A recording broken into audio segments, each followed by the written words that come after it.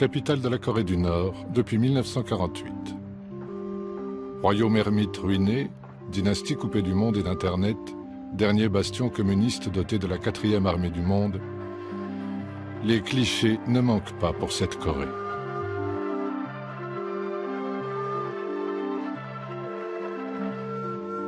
Mais que savons-nous vraiment de ce pays? Sinon qu'en fait, il y a deux Corées.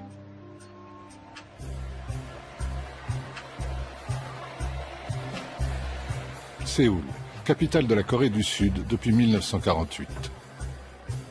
Société civile bouillonnante, capitalisme triomphant, 13e économie mondiale, pays où les enfants ont des téléphones Samsung et des casquettes de baseball.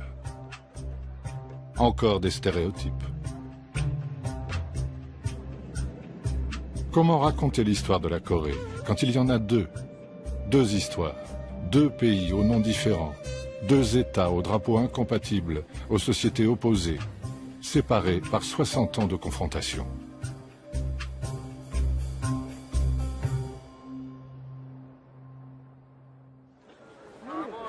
Les championnats du monde de taekwondo montrent une autre Corée du Nord. 800 sportifs de 80 pays sont présents. Mais pas de Coréens du Sud. Ils n'ont pas le droit de se rendre chez le frère ennemi. Ils ne peuvent pas voir le nouveau Pyongyang avec ses portables, ses échoppes, ses échanges et même ses publicités. Entre Sud et Nord depuis 3 générations, toute rencontre, tout coup de téléphone, toute lettre est une affaire d'État.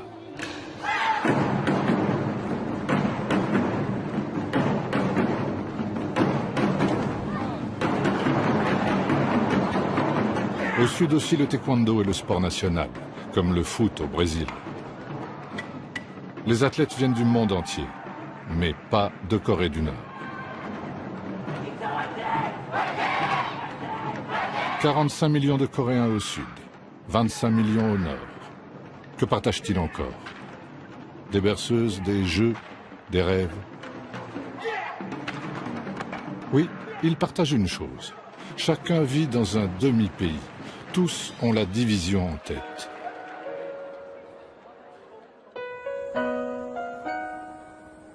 Depuis 1945, la DMZ, zone démilitarisée, ultra-militarisée, sépare la nation coréenne comme une immense blessure de guerre.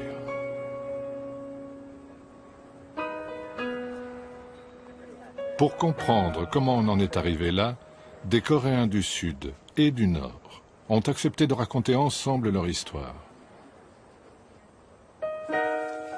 Ils le font pour la première fois dans ce film. À cause de la DMZ, la plupart n'ont jamais pu se rencontrer.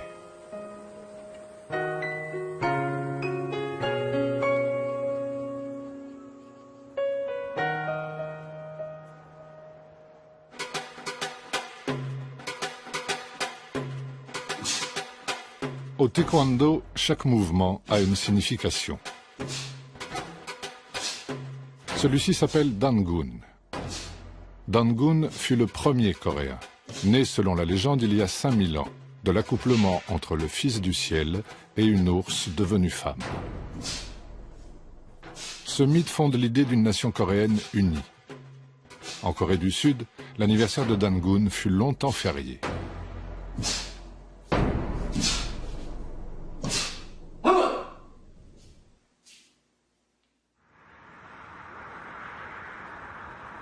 Corée du Nord, plaine de Pyongyang. La tombe de Dangun serait ici. Elle a été transformée en mausolée que l'État nord-coréen entretient méticuleusement.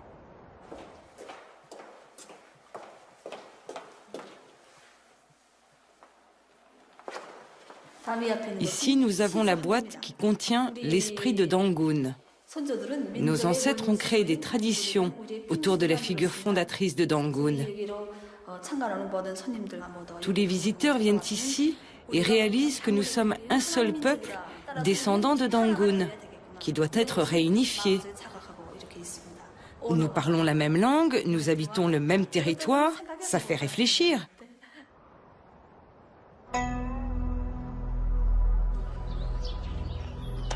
À Séoul, capitale de l'autre Corée, il n'existe plus qu'un seul temple de Dangun. Les autres ont été emportés par la modernisation et les églises protestantes, très en vogue en Corée du Sud. C'est à la fin du XIXe siècle que Dangun devient vraiment le symbole de l'identité nationale. À l'époque, la Corée encore unie est confrontée à l'incursion massive de puissances impérialistes, américaines, russes, chinoises, européennes et japonaises. En ce qui concerne la Russie et la Chine, la Corée leur était indispensable pour avoir accès à l'océan. Pour les États maritimes, au contraire, le Japon et les États-Unis, ils avaient besoin d'une tête de pont pour leur avancer vers le continent chinois. Bref, on peut dire que la Corée est historiquement un nœud stratégique pour ces deux puissances continentales et pour ces deux forces navales. La Corée est une péninsule de la taille de la Grande-Bretagne. Le nord, séparé de la Chine et de la Russie par les fleuves Yalu et Tyumen, est très montagneux. Le sud sert de grenier à riz. Mais les Coréens se voient surtout en victimes de leur géographie.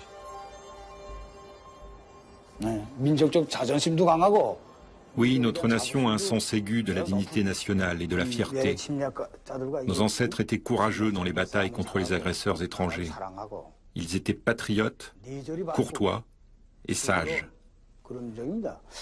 Mais ce qui est très important en particulier, c'est leur unicité. Bien que nous ayons été envahis de nombreuses fois par les agresseurs étrangers, notre nation est toujours restée vierge de toute influence étrangère pendant très longtemps. Face aux pressions étrangères, le pays se referme, ce qui lui vaut son surnom, toujours appliqué à la Corée du Nord, de royaume ermite.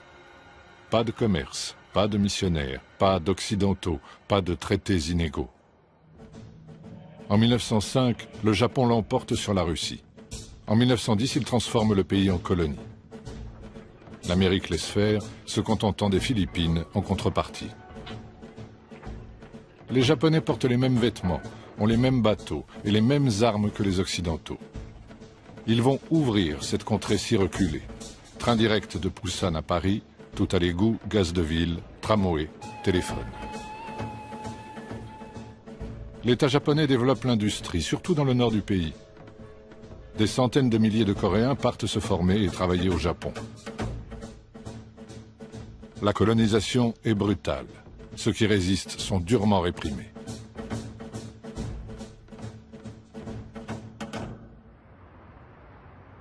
La mairie de Séoul est un des principaux vestiges de l'occupation japonaise. À l'époque, Séoul est la plus grande ville du pays. Pyongyang est la seconde.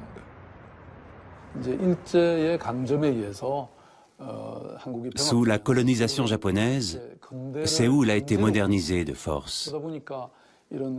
Cela n'a pas été naturel, ça n'a pas été une transition souple, ça a été imposé.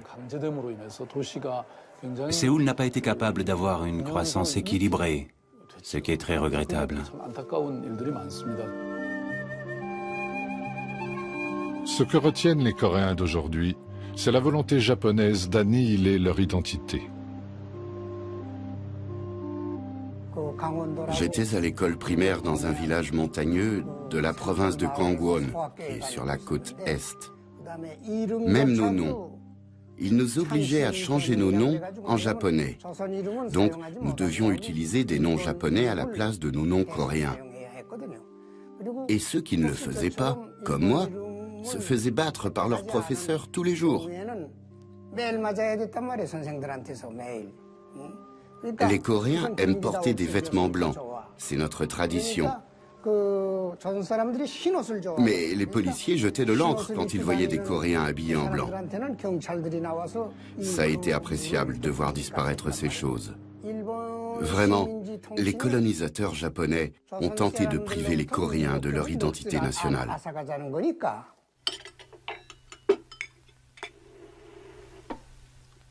La colonisation provoque la division entre Coréens. Le Japon colonial s'appuie sur les grands propriétaires terriens. En réaction, d'autres se rebellent.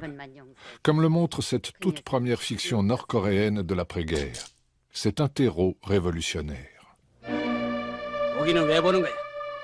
너희들은 개만도 못한 것들이야. 개도 사흘을 치면 주인을 알아본다는데 놈의 새끼들이 금방지게 마음은 살아가지고 치기가.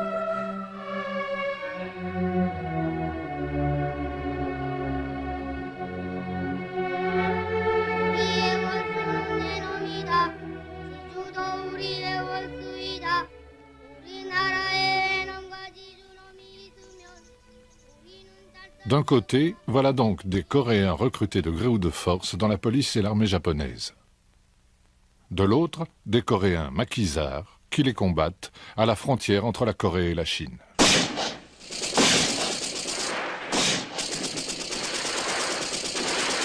Un des résistants les plus connus s'appelle Kim Il-sung.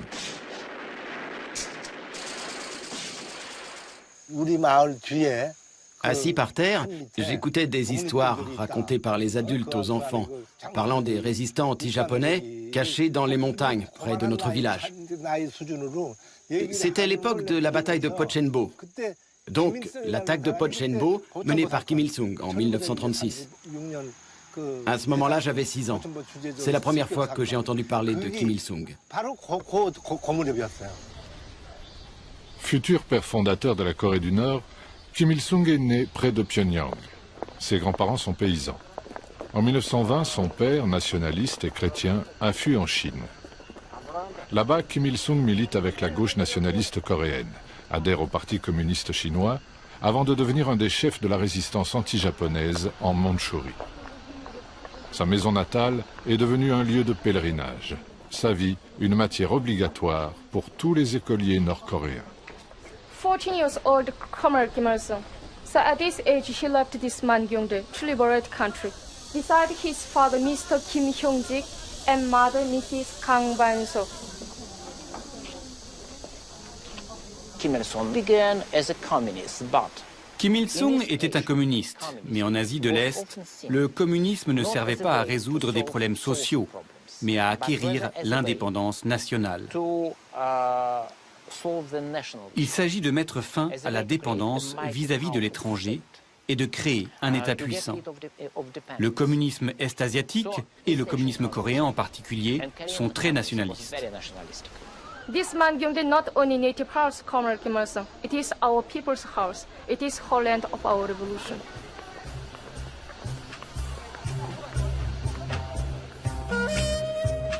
À cette même époque, dans un autre village, naît l'homme qui va largement façonner la Corée du Sud, cette fois. Park Chung-hee, futur père de l'essor économique.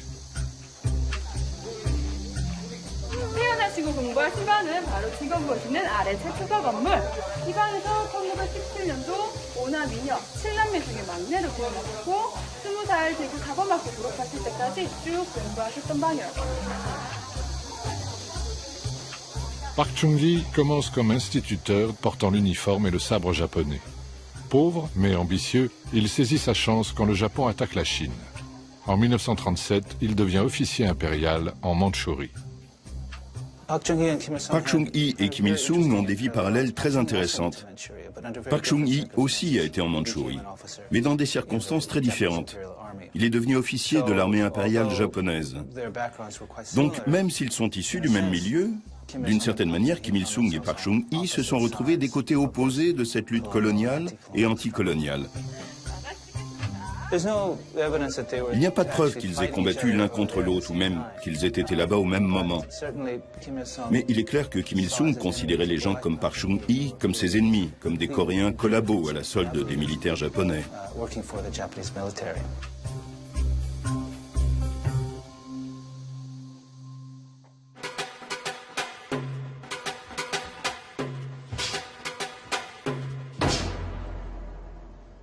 Ce mouvement s'appelle Sam-il. Il célèbre le début de la sanglante lutte des Coréens pour leur indépendance.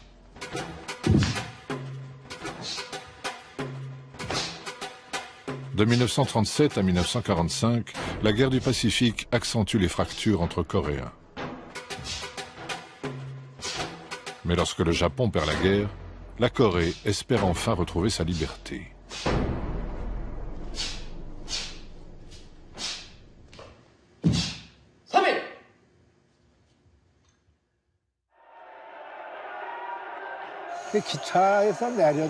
Quand je suis descendu du train, place de la gare, un monsieur a sorti quelque chose de sous sa veste et a crié « Vive l'indépendance de la Corée ». Quand je l'ai vu plus attentivement, j'ai vu que c'était le drapeau coréen. C'était la première fois que je voyais le drapeau coréen.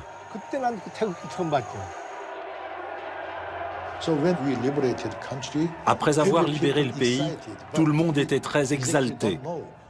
Mais on ne savait pas vraiment quoi faire. Juste crier « Hurrah! Vive la Corée indépendante !» Et après ça, l'histoire s'est faite. La misérable histoire de la Corée. En 1943, à la conférence du Caire, puis en 1945 à Yalta, les Alliés se sont entendus sur une indépendance coréenne en temps voulu.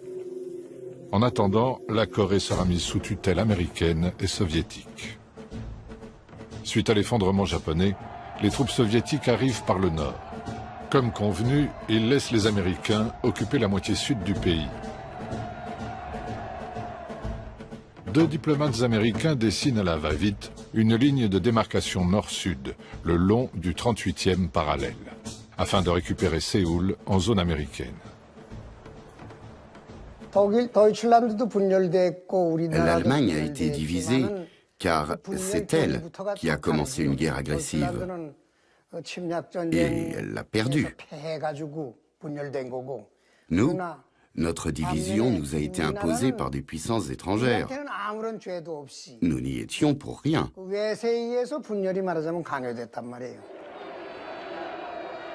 Au sud, un exilé du nom de Syngman Rhee prend le pouvoir avec le soutien des États-Unis.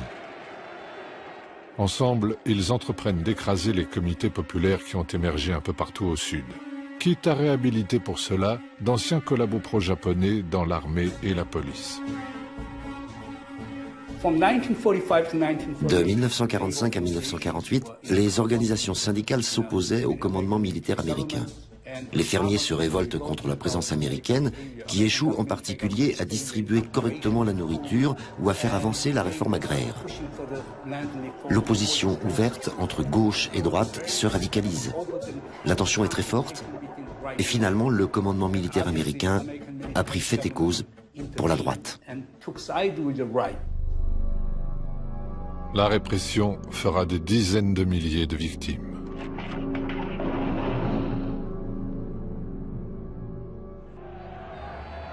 Rentré en Corée avec les soviétiques, Kim Il-sung, 33 ans, a tôt fait d'installer son pouvoir au nord. Ceux qui sont considérés comme des ennemis de la révolution sont liquidés ou fuient vers le sud. Mais les premières réformes sont très populaires. Il y a eu tant d'événements qui ont été réalisés pendant ces 3 premières années. Réforme agraire, nationalisation de l'industrie, égalité des sexes, abolition de l'illettrisme, tant de choses. Ce dont je me souviens surtout, c'est des villageois qui, quel que soit leur âge ou leur sexe, se rendaient dans ma maison chaque soir et apprenaient ensemble à écrire des lettres. Ça m'est resté de manière très vivante en mémoire. Le 15 août 1948, Syngman Rhee, tout juste élu président, proclame la République de Corée. À ses côtés, le général américain MacArthur. 3 semaines plus tard, Kim Il-sung proclame la République populaire démocratique de Corée, reconnue par le bloc communiste. Les deux grandes puissances ont chacune façonné leur propre État.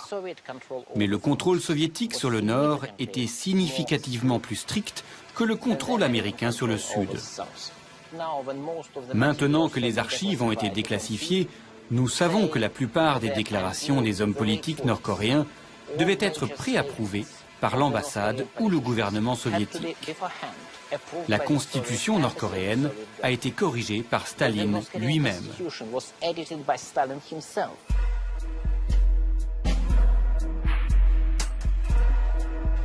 Des deux côtés, on s'arme. Le 38e parallèle devient une frontière de plus en plus infranchissable. Le rideau de fer coupe l'Europe en deux. Ici, la guerre froide fait d'un pays 2 États, 2 mondes, 2 visions radicalement opposées, prêts à mourir pour réunifier leur pays.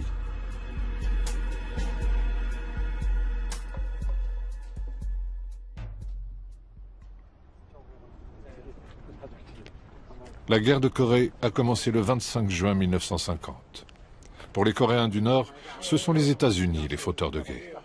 Après avoir mis la main sur le Sud, l'armée américaine a décidé d'envahir le Nord, puis de chasser Mao et les communistes qui ont conquis la Chine. Mais soutenu par les frères soviétiques et chinois, Kim Il-sung a vaillamment dirigé de ce bureau les armées du Nord, infligeant aux envahisseurs une défaite humiliante.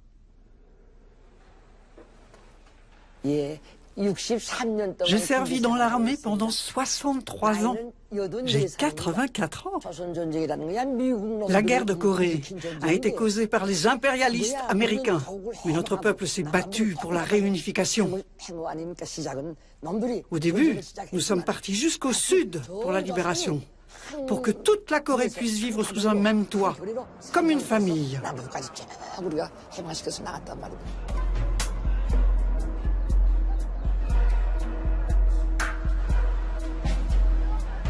En Corée du Sud, l'imposant mémorial de la guerre raconte l'autre version de cette histoire. Le 25 juin 1950, après avoir finalement obtenu la permission de Staline et de Mao, Kim Il-sung attaque le Sud pour imposer une réunification par les armes sous un régime communiste.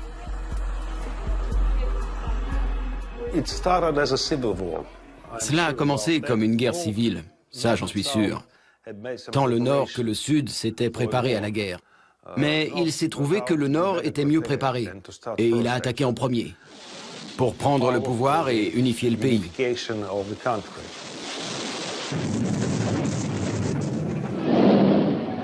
Ensuite, c'est devenu une guerre internationale.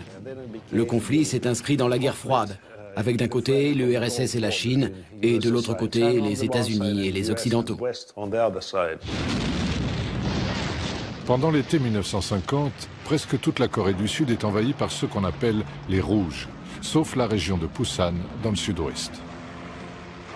Ensuite, avec l'aide massive des troupes américaines et onusiennes, l'armée du Sud reprend Séoul, puis progresse toujours plus au nord afin de conquérir l'autre côté.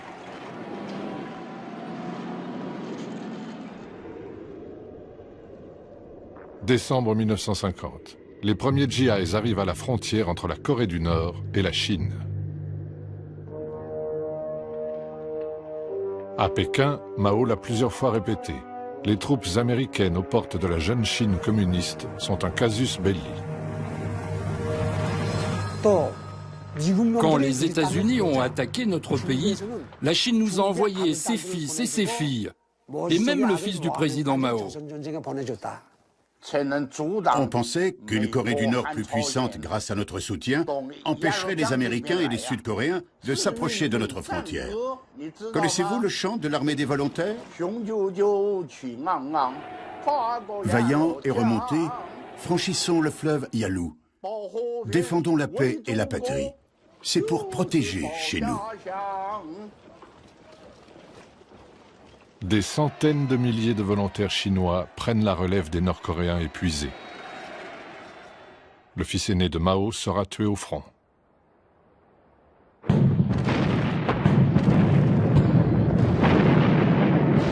Le reflux américain tourne à la catastrophe. Les GIs qui ne sont pas submergés par les vagues de soldats chinois gèlent sur place. Là où ils le peuvent, ils embarquent hommes et matériels et quelques milliers de réfugiés coréens en haillons. Le port était surencombré de tous ces habitants de l'agglomération de Wonsan. Et tout le monde ne pouvait pas monter à bord. Moi, comme j'étais tout seul, je pouvais monter sur le navire à la sauvette. Je croyais que je pourrais rentrer au bout d'une semaine. J'étais parti avec un livre. Ça n'était pas pour partir à cause d'une question de liberté, seulement pour une question de survie. Il y avait des rumeurs comme quoi, si on restait, on serait bientôt mort, ou qu'une bombe atomique allait nous tomber dessus.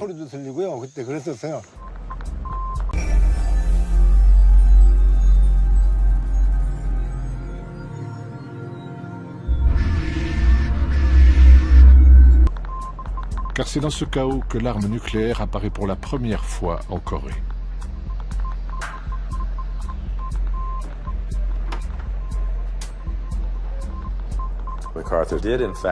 MacArthur a effectivement demandé une vingtaine de bombes atomiques au président Truman. Truman lui a refusé. C'est une des raisons qui mènera plus tard au renvoi de MacArthur en avril 1951. Pour MacArthur, ces 26 bombes atomiques devaient vitrifier la frontière sino-coréenne. Cela bloquerait les renforts de Pékin et couperait la Chine communiste du reste du monde. Des plans détaillés sont élaborés. Des bombardiers effectuent des arcs d'approche. Ils lâchent même des leurres au-dessus du Nord pour tester leurs impacts. J'imagine ce que c'était que d'observer depuis les bunkers nord-coréens ces bombardiers B-29 arrivés du Japon, sans savoir s'ils allaient lancer une vraie bombe atomique ou une fausse. Pour éviter une troisième guerre mondiale, l'option nucléaire est abandonnée.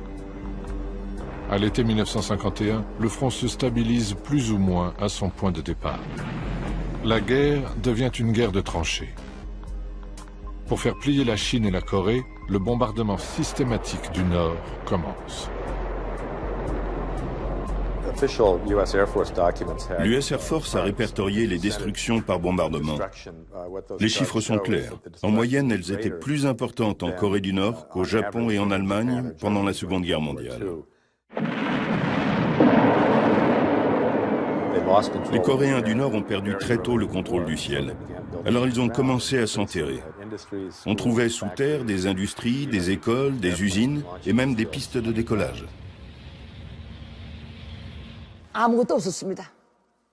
À Pyongyang, il n'y avait plus rien. C'était des ruines.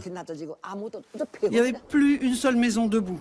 Tout le monde vivait à moitié sous terre. C'est là que les élèves allaient à l'école. Et c'est là que le peuple coréen s'est mis à reconstruire. Des brigades reconstruisaient les voies ferrées, mais aussi les routes. Les Coréens n'étaient pas morts, mais bien vivants.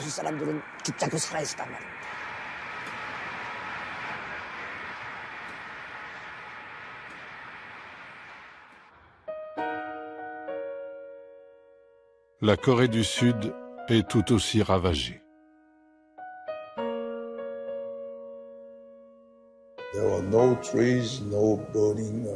À la fin, il n'y avait plus d'arbres, plus de buildings, plus de rationnement, rien. On ne pouvait rien faire parce que tout était détruit et les gens étaient ignorants, pas éduqués.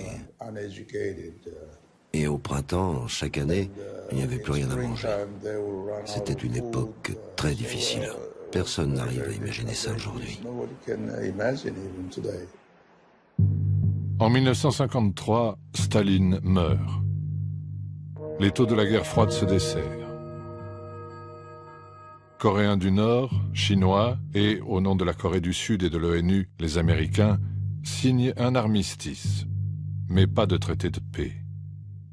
Juridiquement, la guerre n'est toujours pas finie. La guerre de Corée a fait entre 3 et 4 millions de morts. Elle fut l'une des plus sanglantes de l'histoire avec ses atrocités des deux côtés, ses exécutions publiques, ses charniers et ses millions de réfugiés.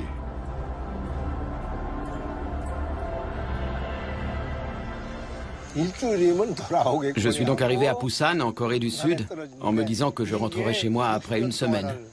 Voilà 60 ans que je vis ici.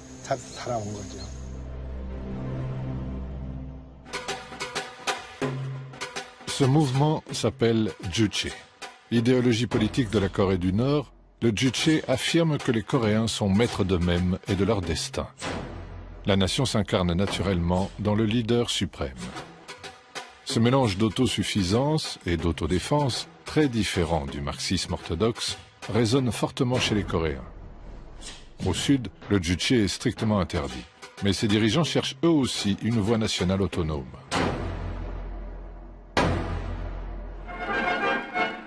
Пхеньян сегодня – это трудовой энтузиазм народа. Город и восстанавливается, и продолжает расти. Для многих тысяч школьников построены новые школы. Après-guerre, la Corée est un des pays les plus pauvres du monde. Au nord, les grands protecteurs, URSS et Chine, poussent à une reconstruction rapide. Le Nord était un paradis pour les pauvres. C'était un monde fait pour le peuple. Et le Sud était celui des propriétaires terriens et des capitalistes. C'est pourquoi les pauvres, comme mon père, ont préféré venir au nord. Il était né dans une famille de pêcheurs pauvres. Il n'avait pas de travail fixe. Ensuite, pendant la guerre, il a rejoint l'armée volontaire, il s'est battu, puis est allé à l'université. Il a épousé une enseignante et il a eu un premier enfant, moi. À ce moment-là, notre grand leader a donné des instructions pour refonder le pays. Que ceux qui ont de l'argent donnent de l'argent. Que ceux qui maîtrisent une technique l'utilisent. Que ceux qui ont la force physique s'en servent. Telles étaient ses instructions pour reconstruire le pays. Nous les avons suivies et c'était vraiment extraordinaire. Le tout-puissant Parti des travailleurs de Corée ordonne la collectivisation de l'agriculture, de l'artisanat et de la plupart des PME. La nourriture est distribuée en fonction des mérites. Les travailleurs auront le plus, les familles d'ex-collabos japonais le moins. C'est une société où tout le monde travaille dur et reçoit plus ou moins le même traitement de la part de l'État. Nourriture gratuite, santé gratuite, scolarité gratuite, logement gratuit. On y trouve des officiels qui savent tout et surtout, il y a un grand leader qui est un génie, qui est au-dessus de tout le monde, un demi-dieu qui dirige cette société merveilleuse. Cela convenait très bien à la majorité des Coréens. Et je crois que pendant longtemps, le projet nord-coréen a été nettement plus populaire que le projet sud-coréen. C'était une utopie agricole, le paradis des paysans. La Russie fournit des usines. La Chine, hommes et matériaux. L'Allemagne de l'Est reconstruit une ville entière. La Tchécoslovaquie offre des bus. La solidarité socialiste joue à plein, car la Corée reste une vitrine. Les États-Unis avaient dit que nous ne serions pas capables de reconstruire notre pays avant 100 ans. Mais dès la fin de la guerre, notre peuple, tous ensemble, on a été capables de reconstruire notre ville en 10 ans, à partir du projet qui avait été conçu auparavant. En adoptant ce modèle stalinien, le régime nord-coréen a bien sûr été dès le début très répressif et ne tolérait aucune critique. Mais je pense qu'il y a eu à l'époque un esprit collectif réel et sincère. Ils ont aussi bénéficié du fait que l'industrie coloniale était essentiellement dans le nord du pays. Alors que la Corée du Sud a reçu en termes absolus beaucoup plus d'aide que le nord, la Corée du Sud n'a pas été capable d'utiliser cette aide, contrairement à la Corée du Nord. Et à la fin des années 1950, il y avait une sorte de miracle économique. Il est probable que la Corée du Nord avait le plus haut taux de croissance industrielle au monde.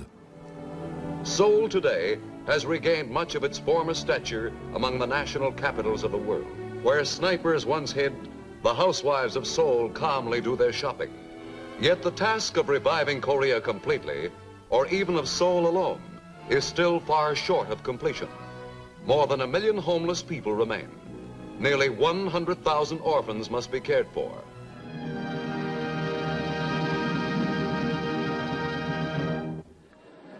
La Corée du Sud est certes 2 fois plus peuplée que le Nord, mais c'est un pays agricole très arriéré. Le régime Syngman Rhee, corrompu, est fortement contesté en interne. L'armée est la seule institution qui reste. Je travaillais sur les questions de développement économique. La Corée était décrite comme un cas désespéré, sans ressources naturelles, corrompu. Et ce qu'il y a de plus drôle a posteriori, c'est qu'elle semblait murée dans un confucianisme qui enseigne aux messieurs à ne pas travailler, à s'habiller en blanc et à porter les ongles longs pour afficher leur mépris du travail manuel. Voilà la perception de la Corée d'il y a 50 ans. Cela a pris du temps avant que quiconque ne devienne optimiste sur l'avenir de ce pays.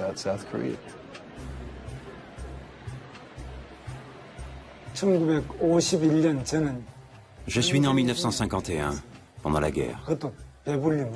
Nous avions toujours faim. Nous étions en loc, on était malades.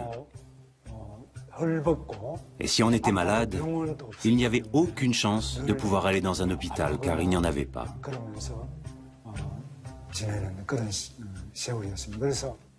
Il faisait aussi très froid. Mon rêve, c'était d'avoir au moins une paire de chaussettes, le jour de l'an, en hiver, quand il fait encore très froid. Heureusement, aujourd'hui, j'ai beaucoup de chaussettes. Déjà dévasté par la guerre, Séoul est envahi par des paysans fuyant la misère rurale. Les bidonvilles sont légion. Les grands ensembles poussent partout, symbole de ce nouveau modèle urbain à l'occidental. De fait, si l'occidentalisation du Japon est venue d'Angleterre et d'Europe, il y a 100 ans, en Corée, elle est arrivée un tout petit peu pendant la colonisation japonaise, mais surtout par l'armée américaine. C'est ce que nous appelions la culture GI.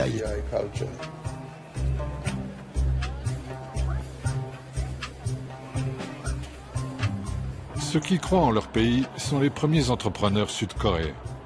Hyundai, qui signifie moderne, commence sa fortune en approvisionnant l'armée américaine. L'État passe des commandes de reconstruction. La main-d'œuvre venue des campagnes est prête à travailler 7 jours sur 7 tant qu'elle est nourrie. En 1960, d'énormes manifestations étudiantes renversent Syngman-rhee. Un court instant, une démocratie brouillonne s'impose. Mais un an plus tard, un général presque inconnu, Park Chung-hee, y met fin, craignant que Kim Il-sung profite de la situation. La junte au pouvoir parle de révolution. Elle veut industrialiser le pays à marche forcée. Relancer l'économie, c'est être capable de se défendre lors d'un prochain conflit. Au moment de notre révolution militaire, le président Park Chung-hee était un général 2 étoiles. Je l'ai bien connu. Il était très rigide, austère et patriote. On ne trouve plus de gens comme ça aujourd'hui.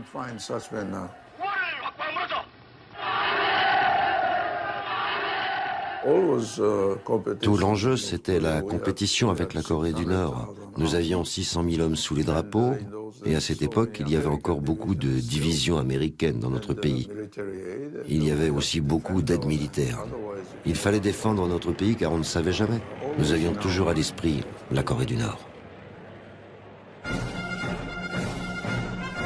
Park se compare à Bismarck, Napoléon ou Atatürk. Il commence par rassurer Washington, inquiet que son frère ait jadis été un insurgé communiste. Il envoie des milliers de mineurs et d'infirmières en Allemagne, qui rapportent des devises au pays. Il lance un plan quinquennal, des industries lourdes, des exportations en tout genre. Hyundai, Samsung ou Daewoo, ces grands groupes multifonctions, sont aidés à condition de suivre les exigences de l'État. Nous avions besoin d'investissements pour développer notre pays. Ce que Park Chung-hee a fait, c'est de normaliser les relations avec le Japon, ce qui lui a permis de recevoir 300 millions de dollars de réparation de guerre et 200 millions de prêts. Et ça, il s'en est servi pour financer des projets, comme la construction d'autoroutes pour Hyundai, des bateaux pour Hyundai. Ainsi, ils ont pu commencer avec de l'aide. À partir de 1965, Park envoie 2 de ses meilleures divisions soutenir l'Amérique au Vietnam. Leurs salaires servent à l'État pour ses projets de développement. Cela permet aussi de garantir le soutien de Washington le long de la DMZ.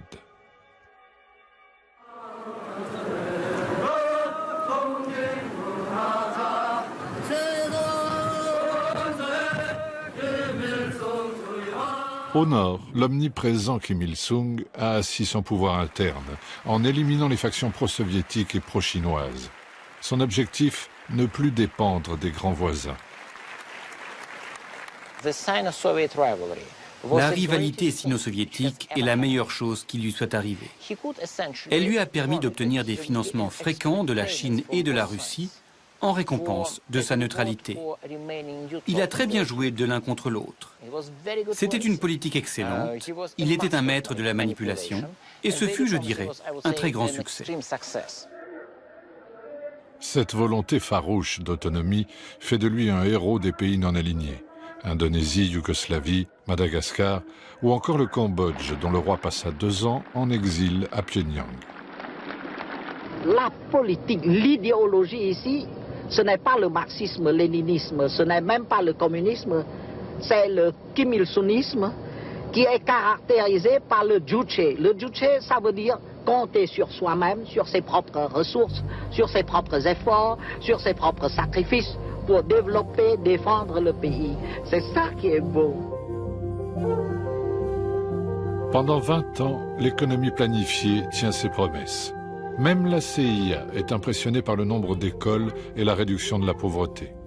Les riches matières premières, fer et charbon notamment, s'exportent jusqu'au Japon et en Europe. Mais progressivement, le modèle se grippe. Officiellement, l'embargo américain est coupable de tous les problèmes. Mais dépenses improductives et déboisement des campagnes qui provoquent l'érosion des terres marquent aussi les limites de ce système monolithique et ultra centralisé.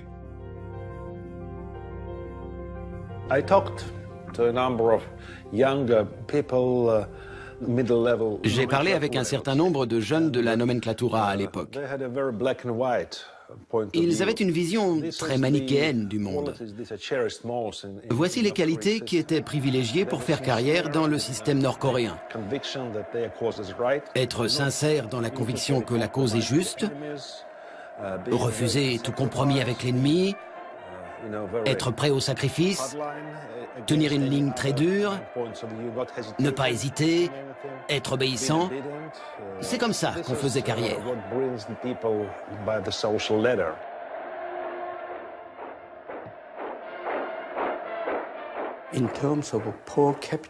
En termes de revenus par tête, la Corée du Nord a été plus riche que la Corée du Sud jusqu'en 1975.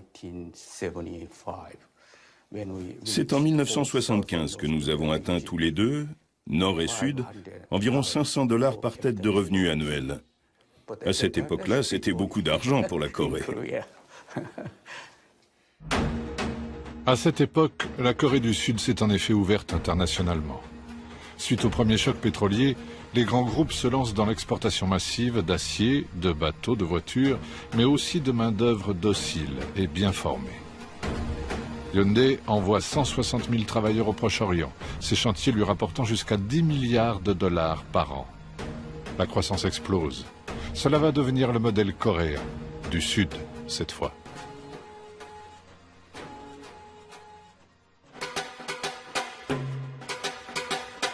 Ce mouvement s'appelle Tong-il, réunification. C'est le souhait du peuple coréen depuis 1945. Guerre de Corée et guerre froide ont rendu impossible l'unification par les armes. Mais pour se rapprocher, encore faut-il se rencontrer, se parler, réfléchir à une solution.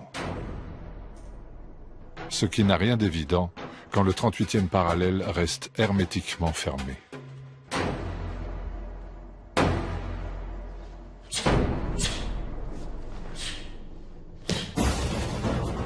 De 1953 à la fin des années 60, le conflit en Corée menace de reprendre à tout moment.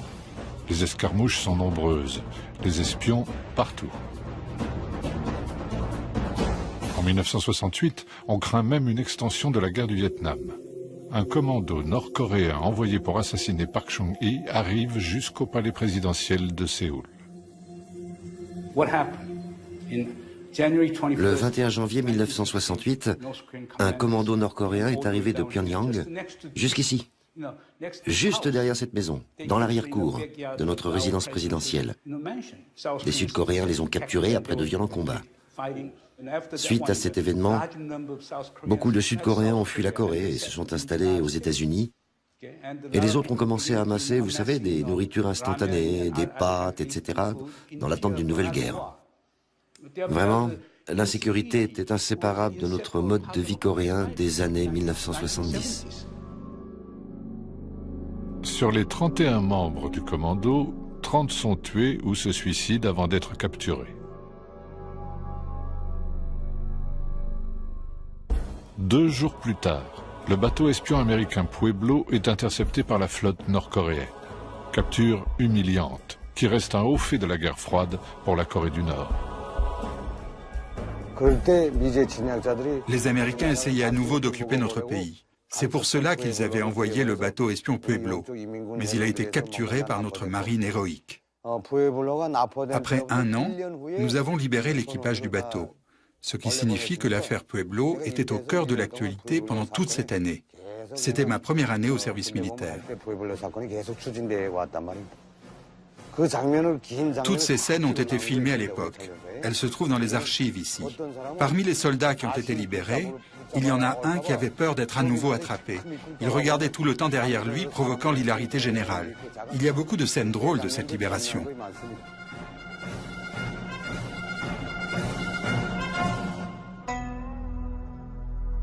En 1971, le monde change. Après les crises de Cuba et de Prague, l'heure est au dégel. En Asie, les États-Unis se rapprochent de la Chine. Le président Nixon, protecteur de la Corée du Sud, rencontre Mao, allié de la Corée du Nord. Craignant de faire les frais de ce rapprochement, Park Chung-hee décide d'envoyer le chef de la redoutable KCIA, les services secrets sud-coréens, rencontrer Kim Il-sung. Kim Il-sung envoie en retour son propre frère à Séoul. Les contacts sont top secrets, jusqu'à une grande conférence de presse qui surprend tout le monde. 남북 공동성명 첫째, 통일은 외세에 이존하거나 외세의 간섭을 받음이 없이 자주적으로 해결하여야 한다. 둘째, 서로 상대방을 반대하는 무력 행사에 이거하지 않고 평화적 방법으로 실현하여야 한다.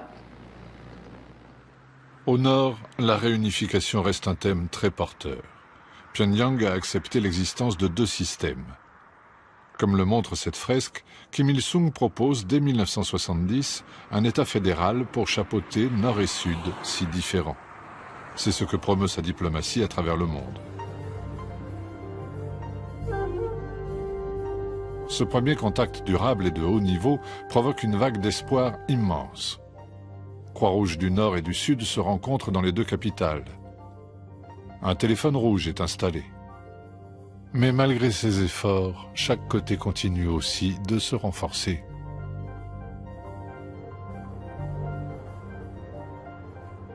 En 1973, la CIA nomme un nouveau chef de station à Séoul.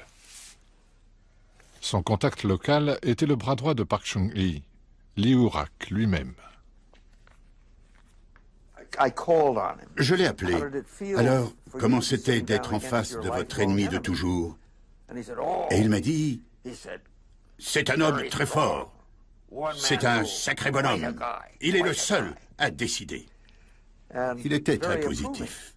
Lee Woo-rak voyait les contrôles que Kim Il-sung exerçait sur son peuple comme quelque chose de positif. Il est revenu voir Park Chung-hee et lui a dit, si nous voulons discuter avec eux d'égal à égal, nous devons nous aussi imposer des contrôles comme ça chez nous. Lee Woo-rak a rapporté de sa rencontre avec Kim Il-sung le pire des messages. Dans la foulée, Park Chung-hee promulgue en effet une nouvelle constitution taillée sur mesure, se déclare président à vie et renforce la répression. Dans ces années-là, 1970, 1971, j'ai été arrêté par la police. J'ai été emprisonné dans la maison de détention. En ce qui me concerne, j'ai connu toutes les salles de torture qui existaient. Celle de l'armée, celle des services secrets, la KCIA, celle de la police, et même une salle secrète de torture. La cible la plus célèbre du régime est Kim Dae-jung.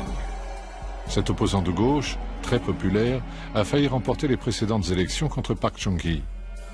Kim Dae-jung survivra à plusieurs tentatives d'assassinat et deviendra un grand homme d'État.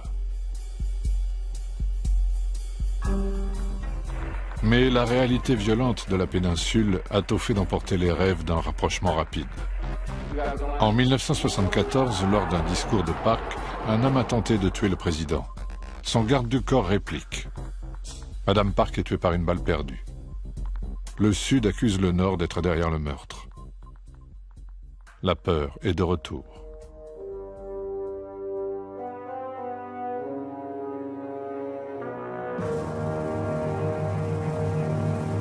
Au plan international, les Américains ont perdu la guerre du Vietnam. Qui sait, peut-être vont-ils un jour retirer leurs missiles nucléaires déployés depuis 1958 en Corée du Sud. Park Chung-hee décide de doter son pays de la bombe atomique.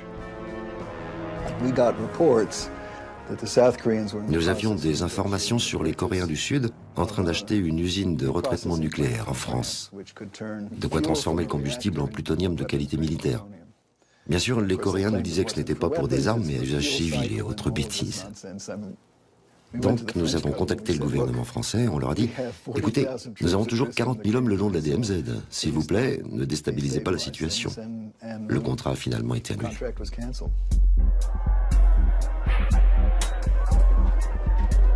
Puis, c'est au tour de Park Chung-hee d'être assassiné, par son propre chef des services secrets.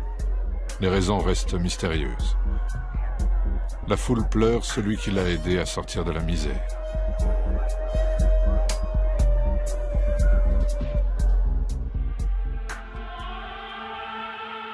Pour assurer la continuité du pouvoir, Kim Il-sung a commencé à former Kim Jong-il, son fils aîné, pour lui succéder un jour. Ce système dynastique choque les alliés communistes, mais paraît normal dans le système du Juche. En 1985, les toutes premières réunions de familles séparées depuis la guerre de Corée marquent une petite avancée. Le Nord livre aussi du riz après des inondations au Sud, ce qui n'empêche pas des attentats épisodiques, mais très violents contre le gouvernement militaire de Séoul. Globalement, le Nord paraît stable. C'est le reste du monde qui change. Après avoir rencontré Gorbatchev la première fois, je crois que c'était en octobre 1986, Kim Il-sung est rentré chez lui avec la conviction que tout cela n'allait pas bien se terminer. Il se sentait seul.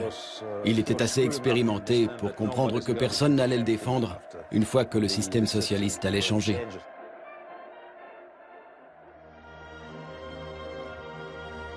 Pékin et Moscou s'intéressent de plus en plus au nouveau marché sud-coréen et de moins en moins à l'économie vieillissante du Nord.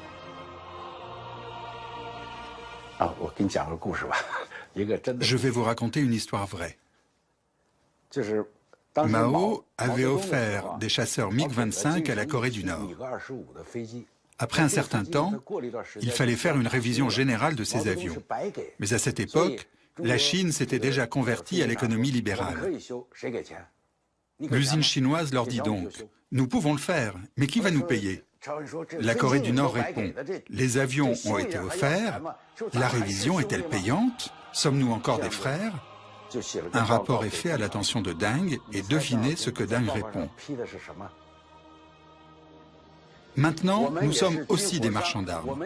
Nous devons faire du business. Les Nord-Coréens se sont vraiment mis en colère.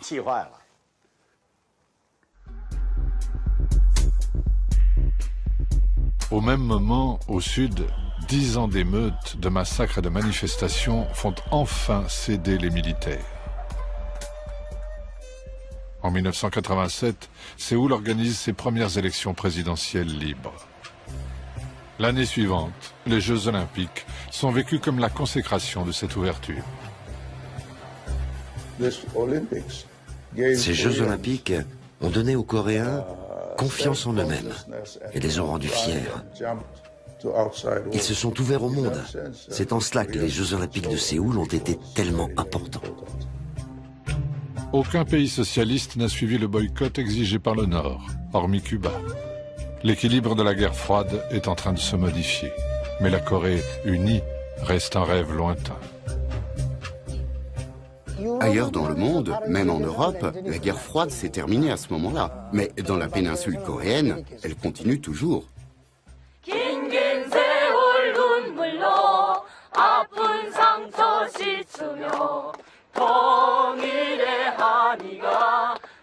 파도쳐 설레이는